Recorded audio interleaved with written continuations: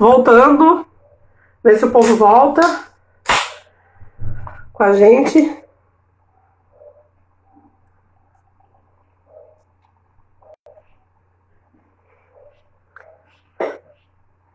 Deixa o meu convidado voltar.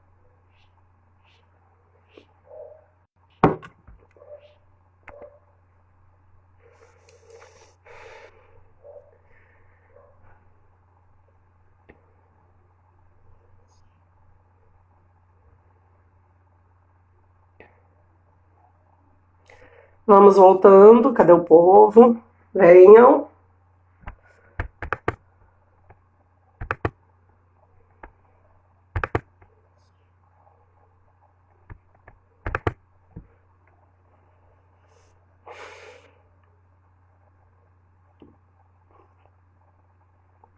Onde estão as pessoas, o convidado? Edisvane voltou. Edis, eu só vou esperar um pouquinho, ver se chega mais gente e já te chamo, tá? Esperar o povo ir entrando.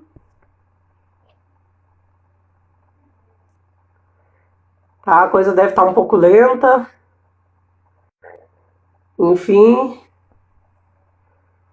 Vamos ver.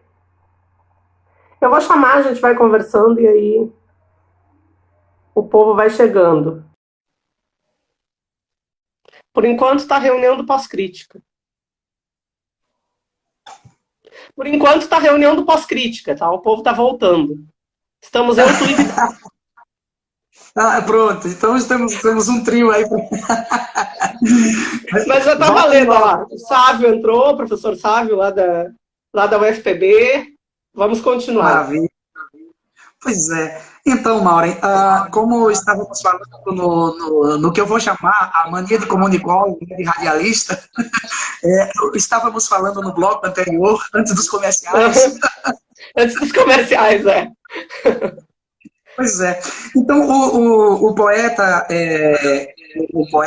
o crítico cultural, o radialista, Edisvânio, também ele se posiciona politicamente. E eu quero fazer, inclusive, um registro aqui de um manifesto, em um soneto que eu chamo de Abjeto. É um poema, eu gostei dele depois que escrevi, porque, inclusive... Rapidinho, Vidal tá dizendo que tem mais pessoas, que Lilith tá assistindo junto com ele, a gata. A nossa gata tá assistindo também. Maravilha! Então, Maureen, esse poema eu escrevi essa semana também, diante dos cenários que a gente está vendo no Brasil, e aí eu escrevi o seguinte, abjeto. Então, vamos lá, podemos ir? Claro, bora! Abjeto. Serpente esfacelando a ética, escória humana, vil e covarde, rancoroso, covil de maldade, grotesco, feridor da dialética. Imundo, longe da doçura poética, odioso, de tão asqueroso arde, fétido, escroto, amante do alarde, extirpador da moral e da estética.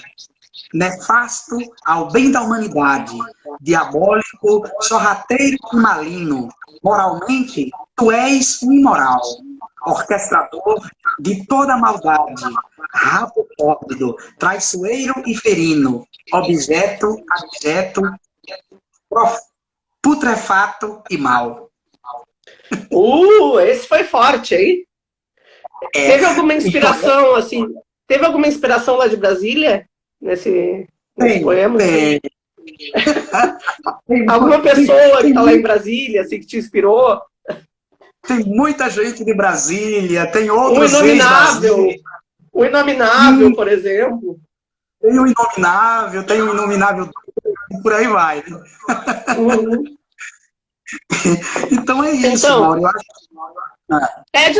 Uma perguntinha para ti, que é a mesma que eu fiz para o Serraria.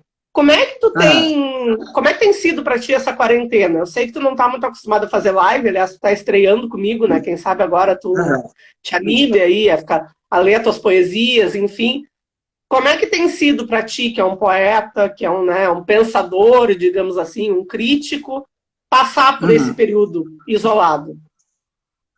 Então, Maureen, eu vejo como um processo também, esse processo de reclusão, eu vou dizer assim também, ele é também uma oportunidade para muitas reflexões, né? Enquanto ser humano, enquanto artista, né, artista da palavra, primeira coisa que está pensando é o que vai ser pós tudo isso, né? Uhum.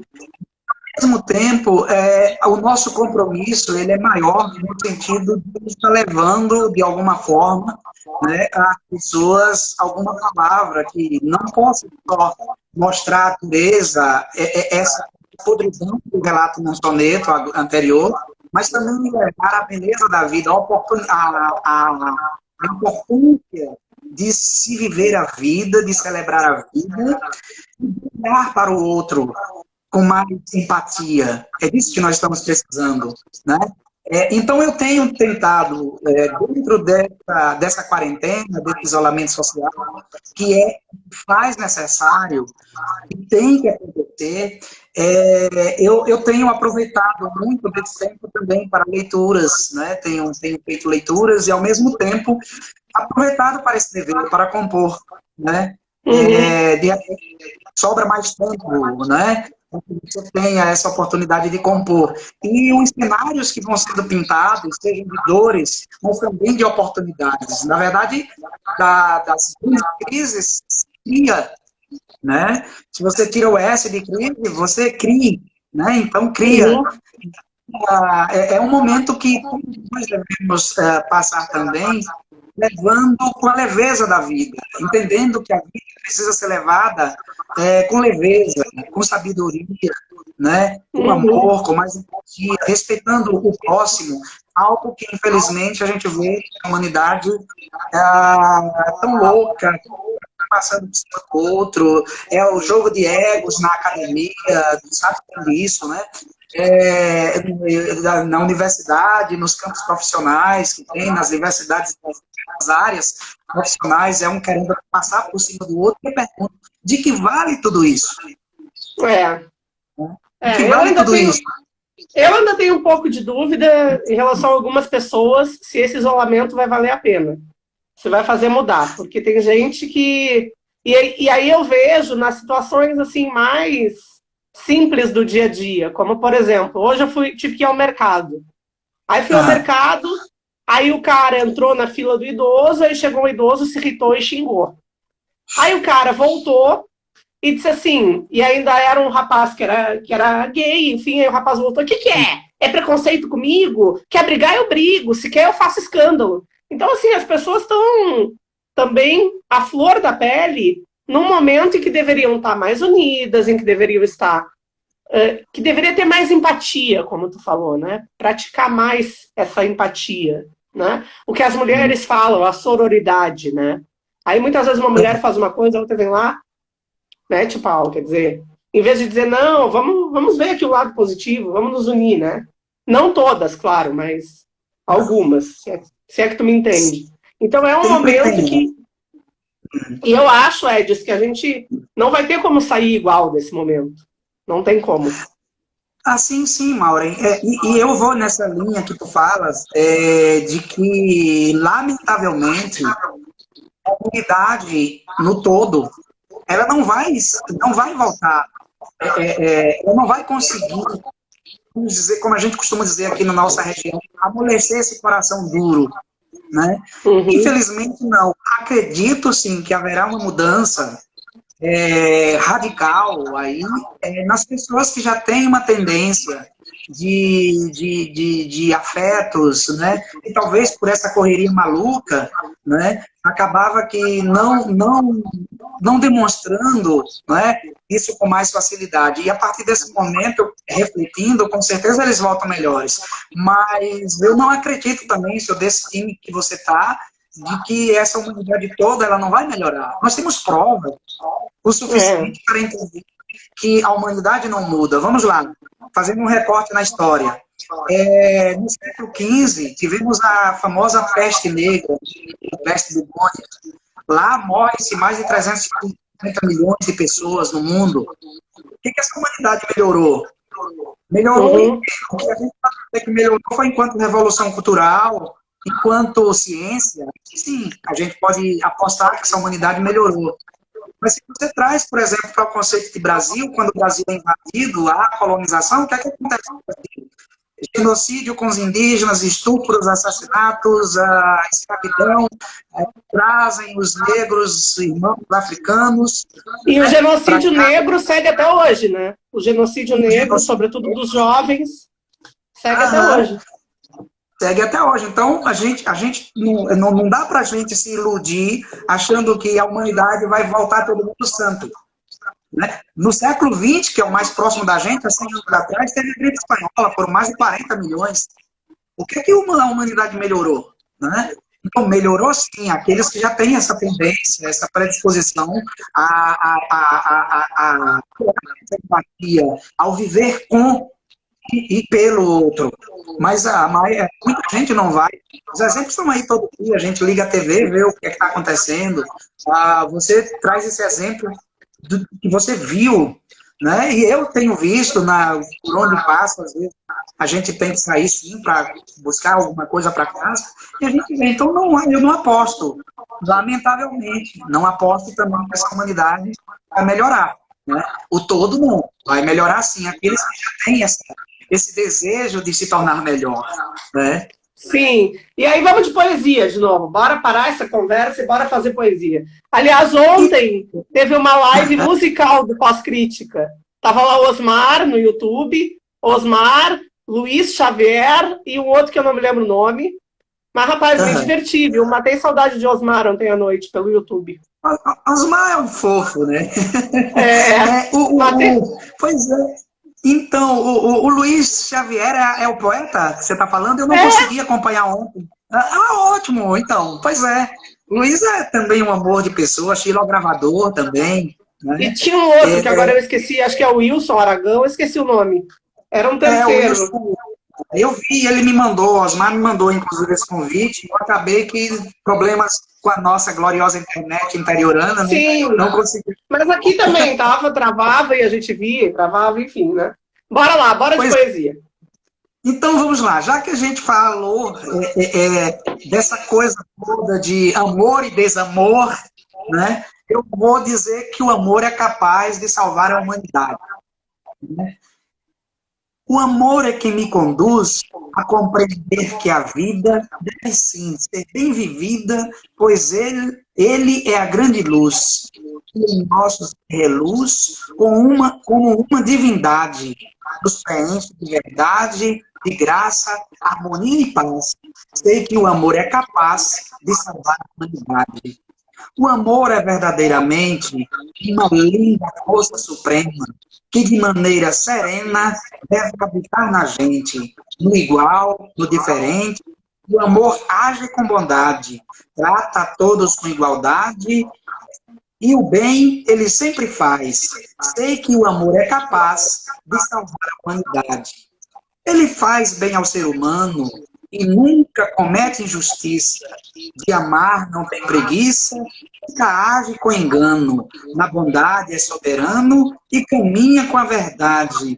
O amor é a fidelidade que jamais se desfaz. Sei que o amor é capaz de salvar a humanidade. Um defensor do ser e do direito, um defensor. É carinhoso e respeitador, é a favor do bem viver. Não se apega ao ter, nem à materialidade. Bens materiais, na verdade, sem amor, alegria não traz. Sei que o amor é capaz de salvar a humanidade. O amor é a referência que precisamos preservar, pois quando vivemos a amar, fazemos bem a existência.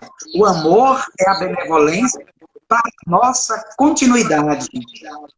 Pois o amor é de verdade uma força de luz eficaz. Sei que o amor é capaz de salvar a humanidade. É ele o responsável para que vivamos melhor.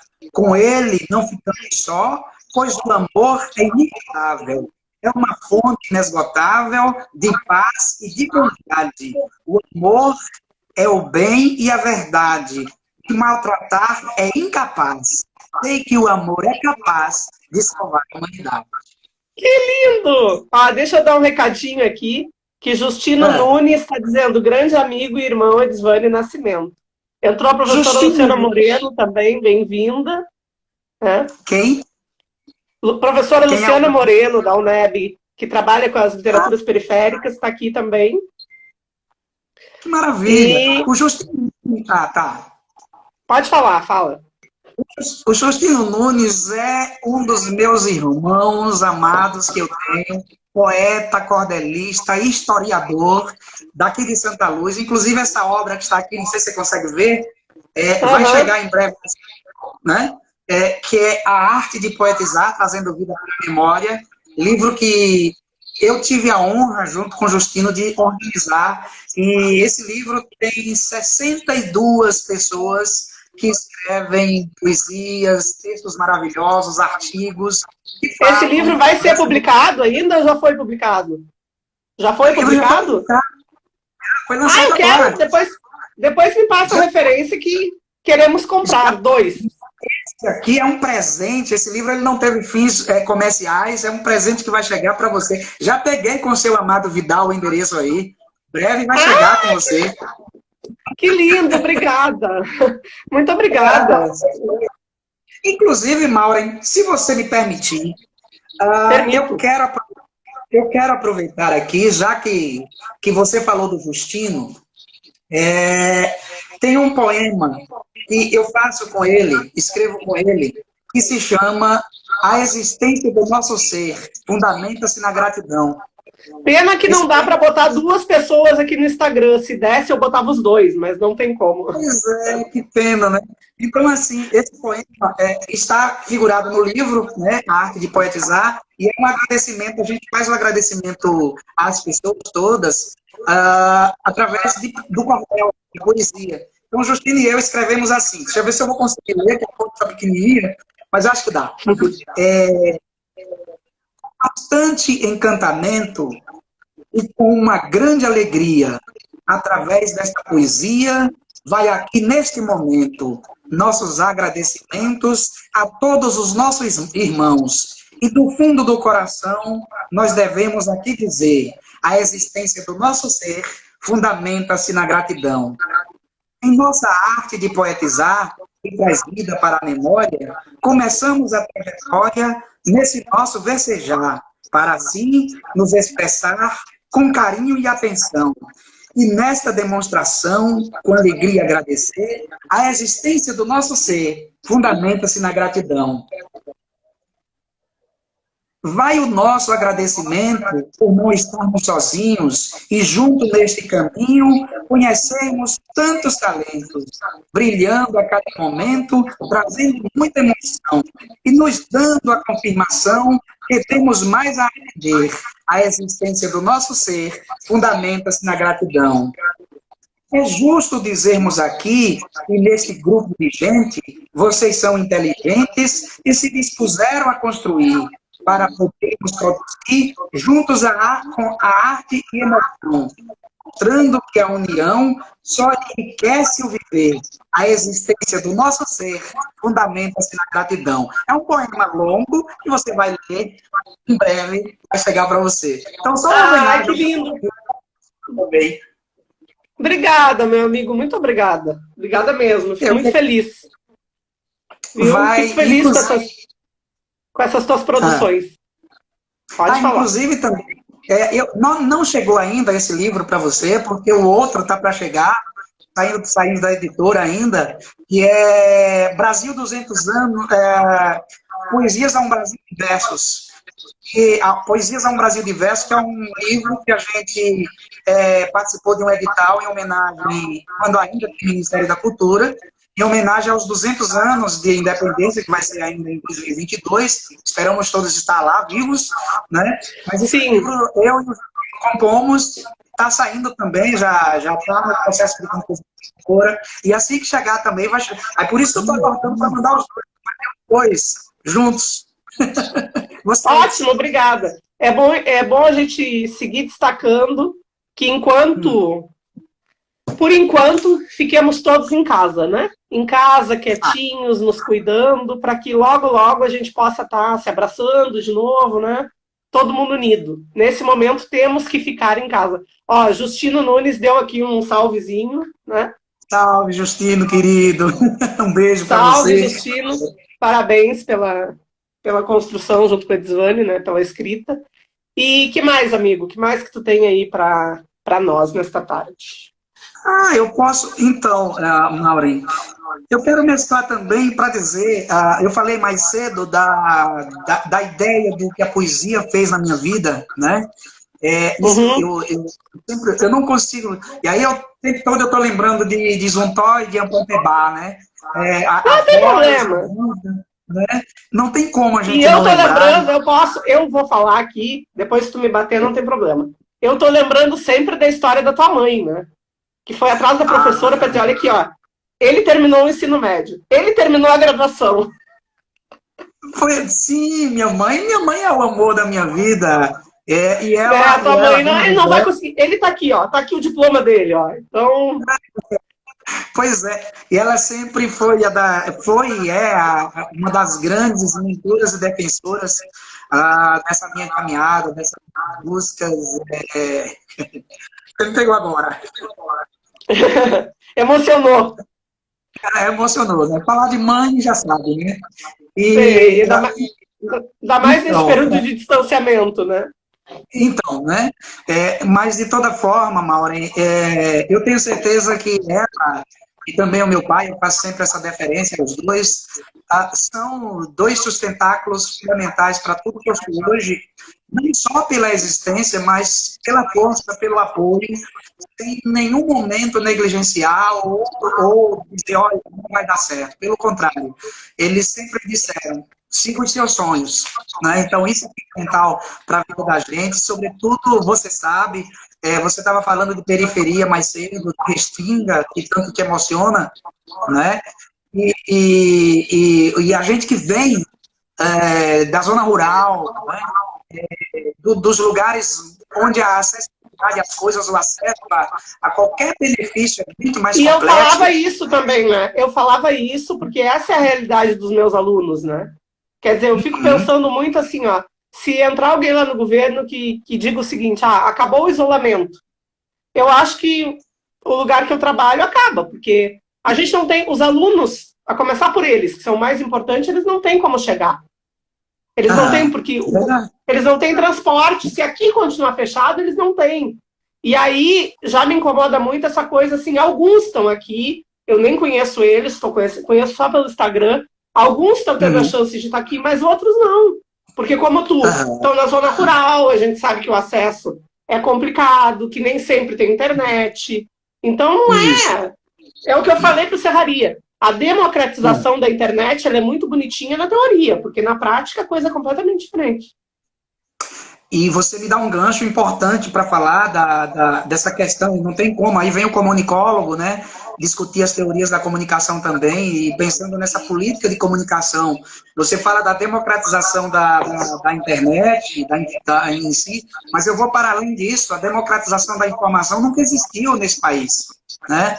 Nunca existiu, a gente vê o monopólio que é nos meios de comunicação, a gente vê como é deturpado, como se coloca apenas aquilo que convém, e é de interesse falar, às vezes, a exaltação da miséria, e quanto houver mais miséria, para eles melhor, infelizmente, né? Então, é algo que... E aí a gente vai para as rádios comunitárias e vê que existe um latifúndio, né? Assim como há o latifúndio da terra, há o latifúndio da comunicação no Brasil. Né? E isso, a gente sente muito esse golpe que está na ponta no interior, que mais sofre porque a gente depende, são esses meios de comunicação que chegam a gente, em tese, com mais facilidade, né? Mas, ao mesmo tempo, trazendo um discurso verticalizado, né? De que não é nada a ver, muitas vezes, com a realidade do que a gente vive. Isso é muito complexo.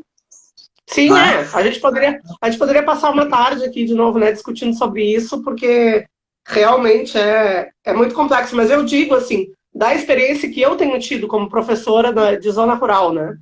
O Baiano, em Santa Inês, ele fica...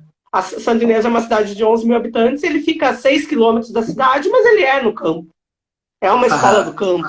Então, é muito complicado, sabe? Questão de transporte. Mesmo os nossos alunos que têm mais condição, não são de Santa Inês. Eles são de Ubaíra, eles são de Mutuípe. Então, eles precisam do transporte para chegar. Mas, enfim, é melhor a gente ir de poesia, porque se deixar isso... Fala, desculpa, pode falar.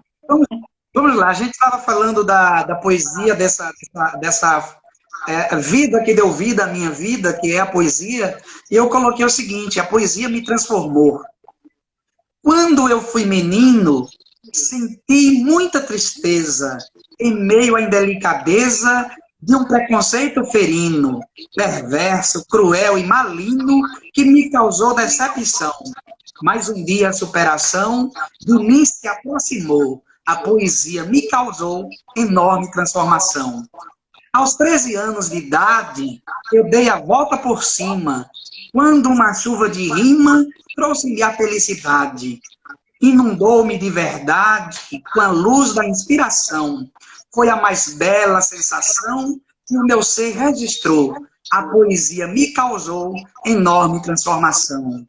Naquele momento eu pude assim expressar, pela arte de versejar, todo o sentimento meu. Muita gente se comoveu e até sentiu emoção ao falar da minha visão que para a arte me levou. A poesia me causou enorme transformação. O deficiente visual, aos 13 anos eu escrevia, foi minha primeira poesia, afirmei que sou normal. E como todo ser igual, essa é minha concepção. Demonstrando inspiração, a rima então se derramou. A poesia me causou enorme transformação. Já o meu segundo poema foi Retrato de Estudante. Para mim foi relevante, pois estudar era meu lema. E sem fugir este tema, o aliei à minha visão. Vencejei com precisão, tudo isso em mim marcou. A poesia me causou enorme transformação. Era o dia do estudante, assim eu me posicionei, não tive medo, não recuei, nos versos fui adiante, mostrei-me perseverante, buscando a realização. Vivi tudo com devoção, e o retorno logo chegou. A poesia me causou enorme transformação. Não temi vaia, nem desdém, lutei pelos sonhos meus, acreditei com fé em Deus e crendo a vitória vem. Juntei coragem também, muita boa dedicação. Procurei pela inspiração e ela não me abandonou. A poesia me causou enorme transformação. E com este pensamento, um conselho vou deixar. Tenha força, fé, e vá buscar, busque a todo momento, com foco e planejamento, sem fazer murmuração. Não tema a decepção, sinta a força do amor. A poesia me causou enorme transformação. Seja sempre um sonhador e caminho perseverante. Siga sempre adiante, com fé, ternura e amor. Não deixe que a dor, nem mesmo a decepção, cause-lhe desilusão, pois você é um vencedor. A poesia me causou enorme transformação. Viva a vida em poesia, festeje-a com a ternura, não deixe a desventura vir roubar sua alegria. Seja noite ou seja dia, alegre o seu coração. Procure com inspiração sentir o verso e o amor. A poesia me causou enorme transformação. Ai, que legal! Essa poesia aí é um pouco da história da tua vida, pelo que eu percebi, né? Ah, sim, sem dúvida, né? Eu trago, eu costumo dizer que eu tenho já um pouco da minha autobiografia, muito dela em poesia. Eu vou escrevendo um pouco do que eu vou vendo e tentando sistematizar de uma forma que ela siga uma sincronia. Assim como deve ser a poesia, né? Sincronizada, para que, quem sabe, lá na frente também venha uma outra publicação, enfim. Uhum. E qual foi a... Eu sei qual foi, mas eu vou perguntar para quem está assistindo aí, né? Imagino qual foi, enfim.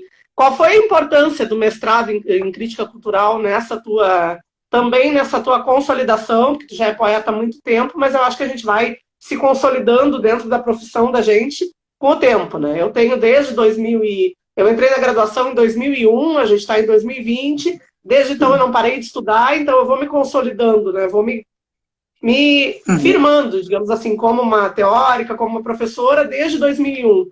E como é que foi para ti o mestrado em crítica cultural nessa tua construção de poeta? Você me fez lembrar agora também, novamente, do nosso amado Osmar, um rizoma. O rizoma! Né?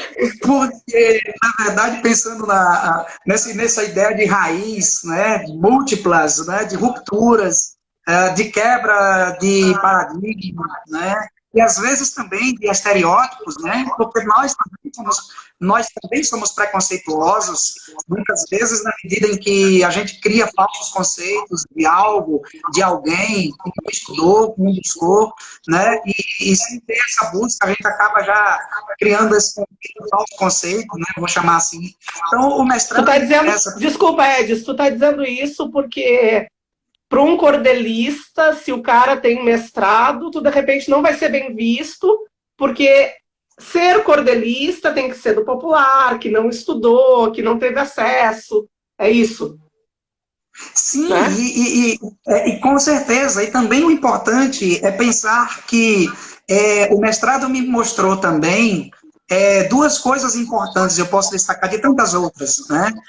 Começa pela disciplina especial. Eu fui aluno especial em 2015, né, de literatura, modos de produção, modos de vida, né, a disciplina que era coordenada pela professora Jailma Edil, que foi ser minha orientadora no mestrado, né, a querida professora Edil.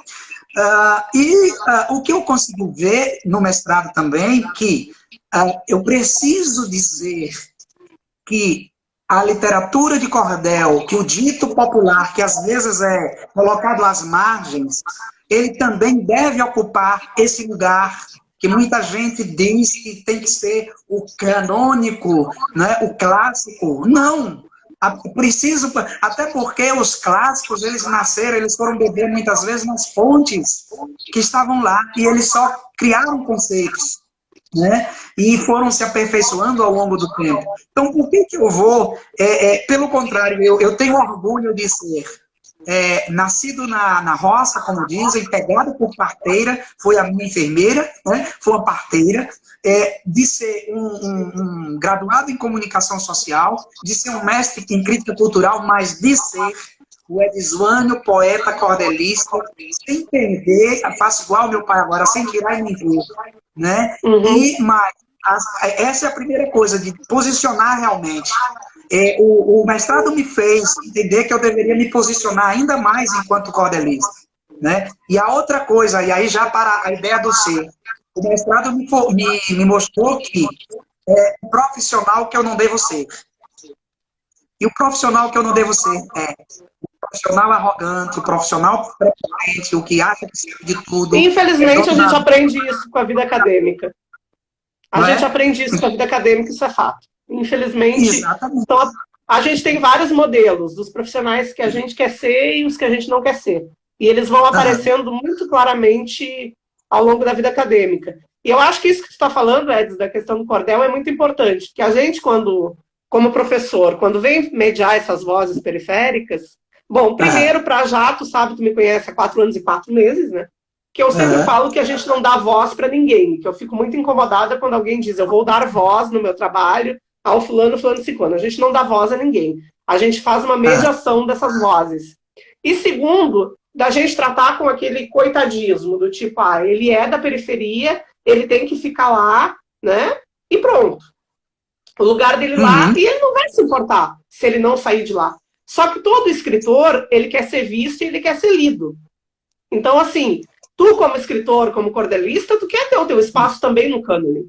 Tu não quer ficar só no teu espaço, digamos assim, da margem. Tu não vai deixar de falar, como disse o Maragato para mim na defesa. Eu não vou deixar de falar e eu não vou deixar de fazer se vocês não me trouxerem para dentro da universidade. Mas eu gostei muito de me ver dessa maneira. Então, assim, o artista, o poeta, o escritor, ele também quer ser valorizado, quer ser escutado e quer ter o seu lugar reconhecido, né? Eu acho que é isso. Exato. Exato. Me empolguei, desculpa, falei demais. Não, mas aí, eu estou amando essas suas colocações, porque elas vão ao encontro daquilo que eu penso, né?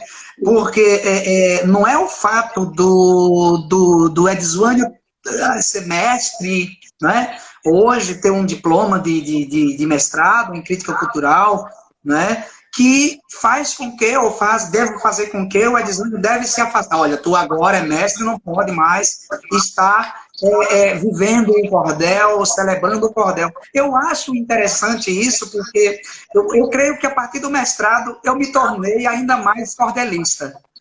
Não é? Eu acho que a minha produção poética, ela floresceu, vamos dizer, muito mais a partir do mestrado. Não é? Porque foram outros olhares, naturalmente importantes, outras leituras, né?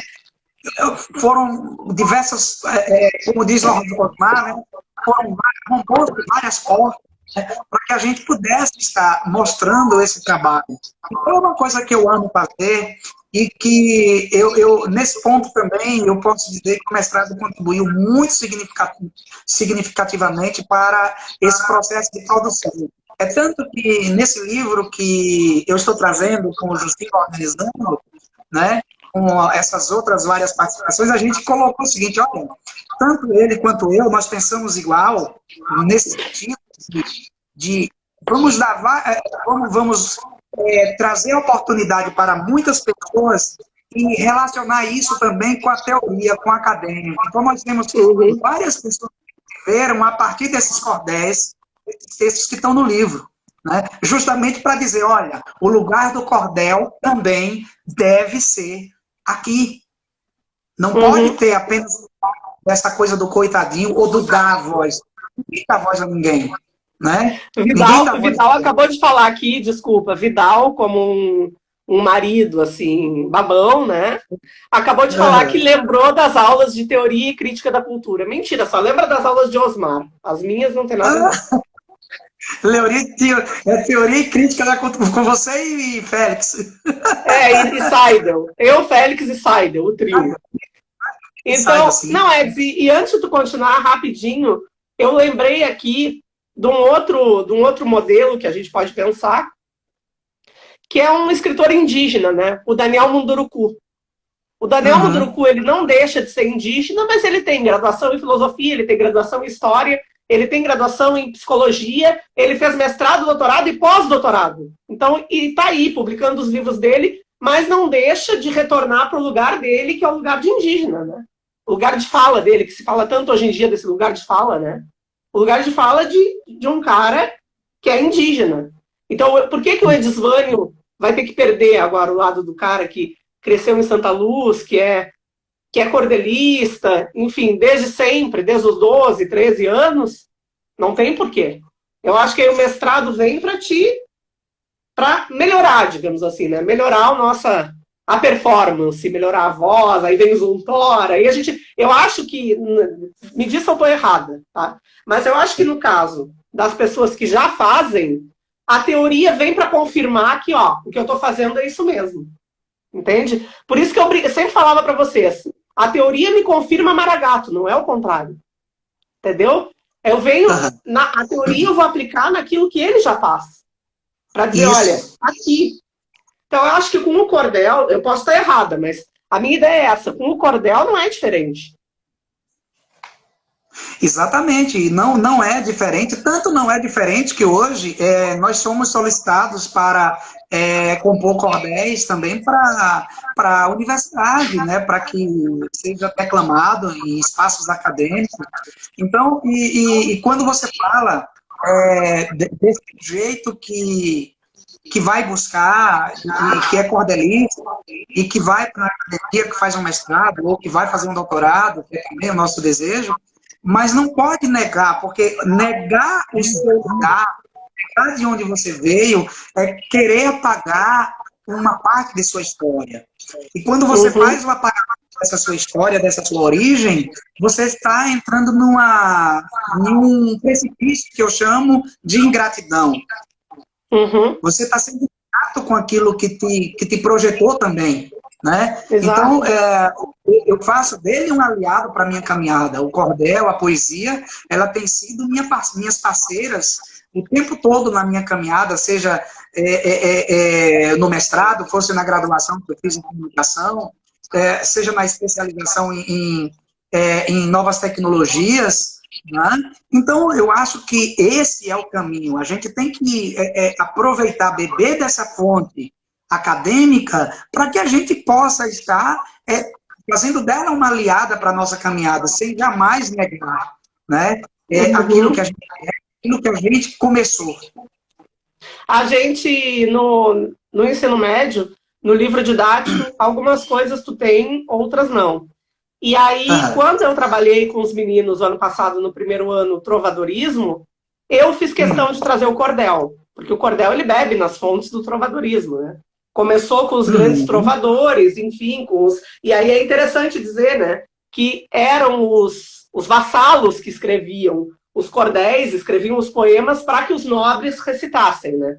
Essa questão social já vem desde lá, de quando surgiu. Mas o que eu quero dizer que eu achei extremamente interessante, Edis, foi a produção dos meninos, porque eu mostrei muito por alto. Um cordel ele tem tantos versos, assim.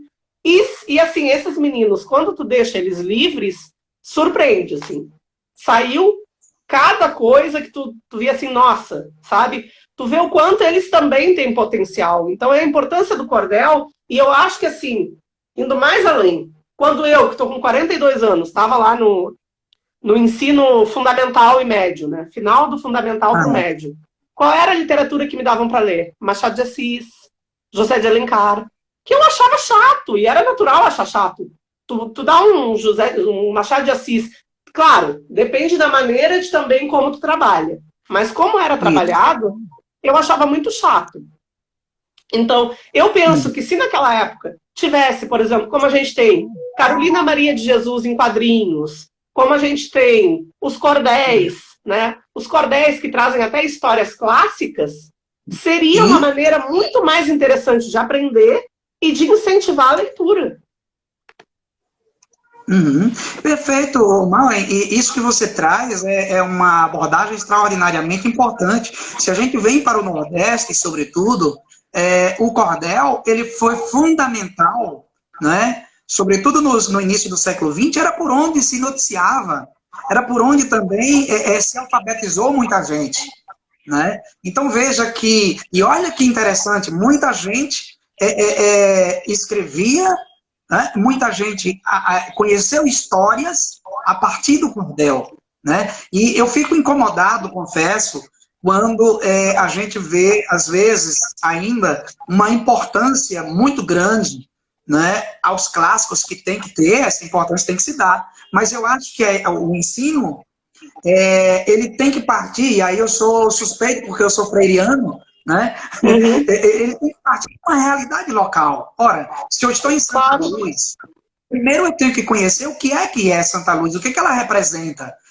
quais são as culturas que aqui tem, né? Quais são os artistas que nós temos, a história da região, no que ela se configura, como é que nasceu. Então, às vezes, isso é negado, né? Isso não é passado porque é mais interessante a gente falar de uma coisa... Do Centro-Oeste, do Sudeste, né? Dessas literaturas do Sudeste, do Centro-Oeste.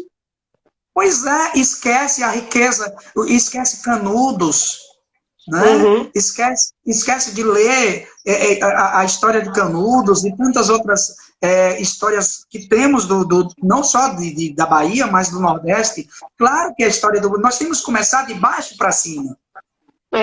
E não uma coisa verticalizada, de cima para baixo. O ensino ele deve ser, melhor dizendo, horizontalizado e numa ascendente. Né? Então, o Vidal está dizendo aqui, desculpa, Vidal está dizendo, a escola ainda é um celeiro de poetas em formação, que os professores deveriam valorizar mais um novo ensino de literatura. Cordel e rap é a poesia que os jovens gostam. E realmente, é a poesia que eles gostam. Eu concordo contigo. Quando eu fui aluno aqui do ensino fundamental, principalmente da 5ª à 8ª série, se fazia muitos recitais. E era uma coisa, Maureen, fantástica. O espaço da escola lotava, todas as turmas iam assistir, aplaudir os poetas, né, os poetas declamando, né, as peças teatrais que eram feitas sobre a história da região, do lugar. Então, isso é que a gente precisa da vida, né? E depois, claro, a gente vai ganhando esse processo, fazendo com que esses clássicos sejam nossos aliados, e não esse distanciamento, fazer essa é justamente o que Vidal está dizendo aqui, desculpa. Ele está dizendo bem o que tu disse. O ensino de literatura deveria começar pela literatura da cidade e da região, para depois falar dos clássicos. Exatamente, não tenha dúvida disso. Eu sou plenamente a favor, porque nós temos produções. Mauri, quando tu pegares esse livro que eu estou te falando, você vai ver o que eu estou... nesse livro, nós temos... Eu vou colocar uma coisa que você vai rir. Ele está querendo me deixar ansiosa, minha gente. Ele quer me deixar ansiosa por esse livro. Eu já estou. Justino deve estar amando, que eu estou deixando você curiosa aqui. Justino, eu estou muito curiosa. Não sei se ele ainda está aí, mas Justino, eu já estou agoniada que esse livro chegue logo. Edson, antes de tu falar o que tu ia falar do livro, deixa eu só colocar uma coisinha. Quando há 4 anos atrás, 3, eu comecei a me interessar por trabalhar com os saraus de periferia e fazer essa pesquisa, me incomodou muito o fato de sempre que a gente fala de sarau, também falar de sarau só de fora. E aí eu fui procurar, encontrei... Salvador tem mais de 50 saraus, e essa pesquisa foi feita pelo Valdec, que eu já conversei com ele aqui na minha live. Eu achei na internet essa pesquisa da quantidade de saraus, e fui para Salvador, e estava em Salvador, e eu e Vidal fomos para o Sarau da Onça. E eu falei, poxa, não perdem nada para os saraus de São Paulo. Eles têm a inspiração no Sarau de São Paulo, que também é maravilhoso, entende? Mas eu acho que Vidal está dizendo que tu precisa vir aqui para Valença para fazer uma roda de conversa sobre essa literatura que tu apresenta. Eu vou ganhar na Mega Sena e vou te levar para Santa Inês também, tá? Opa! Porque tu também precisa falar para os meus alunos. Pois é um prazer. Será uma honra poder falar com todos vocês lá, né? Porque a gente precisa colocar aquilo que a gente produz, né? Eu vou aqui tomar emprestada a fala da professora Jussara, que é daqui de Santa Luz, né? Justino disse que está gostando, viu? Justino disse que está gostando, sim. Opa, maravilha! Então, a professora Jussara Secondino, ela, inclusive, é a prefaciadora desse livro, e ela fala disso. A grande questão nós vamos fazer, esse livro nasce, os artistas produzem aqui, e eles serão lidos por nós, e para onde vai? A indagação dela é exatamente isso, nós precisamos publicizar, dizer que nós existimos, né? Dizer que nós existimos. Então, esse livro, por exemplo, ele tem meninos e meninas com idades de 13 anos a 85 anos. Né? Então, pessoas que muitas vezes diziam, olha, eu nunca escrevi na vida, eu não sei fazer, e nós fomos fazer oficinas e deu nesse resultado aqui, com 384 páginas. Né? Mas então... quando eu fiz o trabalho lá na Restinga, a gente publicou pela editora da URGS e um dinheiro que teve do edital, nós publicamos um livro, frente e verso. Uma parte era de Alex e outra de Jandira. Jandira estudou até a 6ª série do primário. Ela escutava ópera em casa. E é uma poeta, assim, infelizmente eu acho que ela já deve ter ido para outro plano, porque ela estava bem doente, eu não sei o que aconteceu. E Alex também estudou só até o 2º ano do ensino médio, e era leitor compulsivo de dicionários, tudo de forma autônoma, dicionário de latim, dicionário de inglês, de francês, e usava isso na poesia dele. Então, eu acho que é por aí, Eds, a gente tem que... Essas vozes também tem que estar colocadas, né? E aí a gente fez lançamento na Feira do Livro de Porto Alegre, tipo, tava Luiz Fernando Veríssimo do lado e eles aqui na mesinha deles, entende? Isso é genial. É mostrar que a poesia está aí. E sem contar, Maureen, também que a autoestima dessas pessoas, né? Essa Sim, oportunidade que Jandira nós foi para o temos. cabeleireiro para se arrumar, porque ela ia para a Feira do Livro de Porto Alegre lançar um livro. Imagina, Uhum. sabe? Isso É é. fantástico. Aham. Eu sou daqueles que eu acredito e defenderei até enquanto estiver aqui na Terra. Eu acredito que vou durar um bocado ainda, né? É fundamental que nós, que de repente já tivemos uma oportunidade, construamos espaços para que outros sujeitos venham, né, Uhum. mostrar, é, construir esses espaços para que esses sujeitos também venham mostrar os seus potenciais. Porque Sim. toda cidade, todo local tem grandes figuras, artistas extraordinários, seja artistas da palavra, seja... E aqui na Bahia é muito rico. A Bahia é É rica um celeiro. demais, assim, em cada Uhum. território, sabe? Uhum. Eu sempre vou defender que nós precisamos caminhar de mãos dadas, não é? A academia também me proporcionou isso, de compreender melhor e de até apontar caminhos para que pudesse, de repente, estar construindo caminhos para que esses sujeitos viessem comigo, né? Porque eu não compreendo, não consigo entender que o ser exista sozinho. Ele Sim, tem que andar. a gente existe na coletividade, a gente precisa se abrir para essa construção coletiva, né? Uhum. Exatamente. Eu acredito, por exemplo, aí em Valença, que já tem inclusive a Academia de Letras, né? É, Uhum. e tenho certeza que tem muitas questões aí, porque o Vidal me mostrou algumas na época em que estávamos aí no mestrado. Diga-se de passagem, muito bacanas, né? Eu acredito que é possível a gente construir esses caminhos para que outras pessoas possam produzir.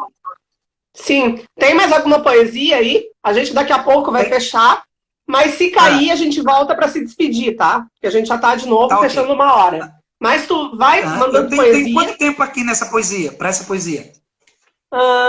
Eu não, porque eu encerrei um pouquinho antes. Acho que tem aí uns 5 minutos. E aí Ah, tá. Então, a gente volta para se despedir, tá bom? pronto.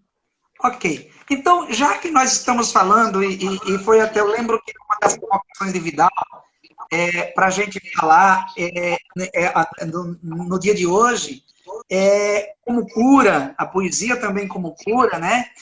A arte como cura, e eu vou aliar essa arte, porque eu acredito no sentido do amor como o estado de arte, né? E então eu coloco assim, o amor nos faz crescer, né?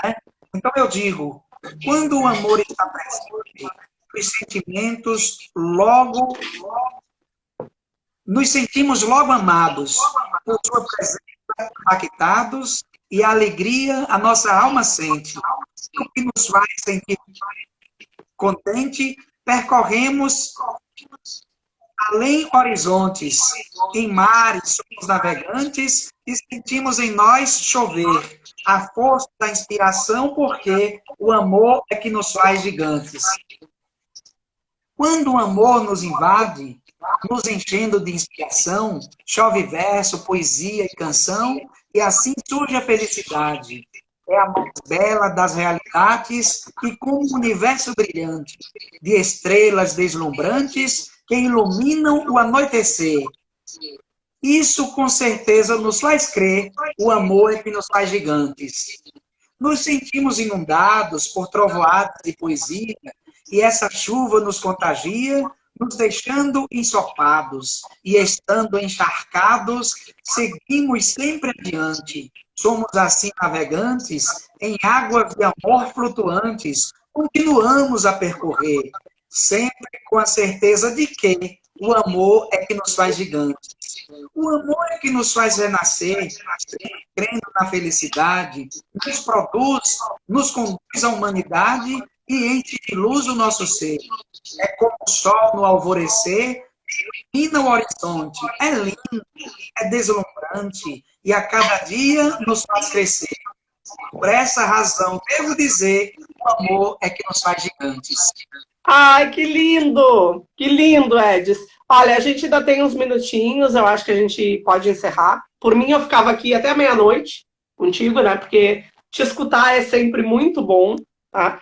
Então, faça aí suas considerações finais, seus agradecimentos. Se cair, eu volto, viu? Ok. Então, eu quero imensamente agradecer a você, ao Vidal, que está dando esse suporte todo aí, aquelas pessoas que estão nos acompanhando todas. Dizer também que, mesmo virtualmente, falar e te ver é uma honra, é uma alegria para mim, né? Porque você é uma das pessoas que me recepcionaram tão bem, me acolheram tão bem no mestrado em Alagoinhas, e isso a gente deve levar para a vida, né? E dizer o seguinte, que continuemos acreditando na vida, continuemos acreditando no viver, no ser, nessa existência, vivendo a vida na vida, porque eu acredito também na vida após a vida. Eu não tenho essa ideia de morte, né? Eu acredito na vida após a vida. Então, e eu quero também pedir, talvez em poesia, dizendo nesse momento, minha poesia cria asa, para pedir a você, amigo, por favor, fique em casa. É importante viver essa vida que nos carrega com beleza e com ternura, sendo amantes da cultura, vivendo a literatura, por favor, fique em casa. Que lindo! Deixa eu dizer que tem um perfil aqui, eu não sei o nome da pessoa, mas é Pib Santa Luz, que está dizendo que controlar o tempo contigo é uma aventura. Tá? Ô, Cléo, chegou no final, mas vai ficar gravado aqui. A minha amiga minha colega querida lá do IF Baiano de Santa Inês. Ricardo está dizendo que tu é um ser humano de luz. Eu reforço o que o Ricardo está dizendo, eu só tenho a agradecer a tua generosidade por ter dispensado aí uma parte da tua tarde com a gente aqui, né, com quem está acompanhando comigo. Matar a saudade, né? Eu espero que quando tudo isso passar, a gente consiga matar essa saudade pessoalmente, né? Comendo um amarelão, para quem não sabe o amarelão, o que é o amarelão? É o cuscuz, que é uma piada interna. O cuscuz de guerra, delicioso, que a Desvane faz, ou então a lasanha, né? Aquela lasanha que serviu para, né? Naquela noite que serviu para conquistar corações, né? Aquela lasanha fatídica de um assalto a um amor, né? Porque no dia seguinte eu fui assaltada, um mês depois eu comecei a namorar, então Edisvânio está em todos esses momentos, né? Te agradeço, meu querido, imensamente pela tua generosidade, pelo aprendizado de sempre contigo, viu? Estamos juntos, ficamos em contato e agradeço a todos que assistiram. Pib Santa Luz está dizendo, é cuscuz famoso. O cuscuz é famoso, viu? Vida Santa Luz? PIB Santa Luz, eu não sei quem é. PIB Santa Luz. Eu acho que é Bia, se não me engano, ou não lembro, não, mas de qualquer forma um beijo. Com certeza me conhece muito bem. Porque para saber que o cuscuz é... Clenildo está dizendo que tu é um fenômeno luzense, que tu é excepcional, viu? Então, tem vários comentários aqui, né? É Netinho. PIB Santa Luz é Netinho. Meu amado Netinho. Viu? Uma então, figura que você precisa conhecer, Maureen. É um dos Eu ainda quero. Santa Luz ainda está na nossa programação de viagem, viu? Ainda está programado visitar Santa Luz e te visitar. Tá bom? Então tá, querido. Obrigada. Um beijo grande. Justino Nunes está dizendo que ele ganhou a tarde dele. Obrigada, Justino. Eu também ganhei minha tarde. Obrigada a todo mundo que acompanhou. E terça-feira vai ter uma conversa aqui bem legal sobre escrita do corpo feminino, escritas do corpo feminino, com a professora Maria Tereza Salgado, da UFRJ, e com a professora Cláudia Fabiana, da FAETEC Rio. Tá? É imperdível. Eu vejo vocês terça. Beijo, Edson. Nos veremos lá, se quiser. Beijo para Vidal, para Lili, né? Lili. Fiquem em casa, se cuidem. Fiquem em casa, se cuidem. Boa noite.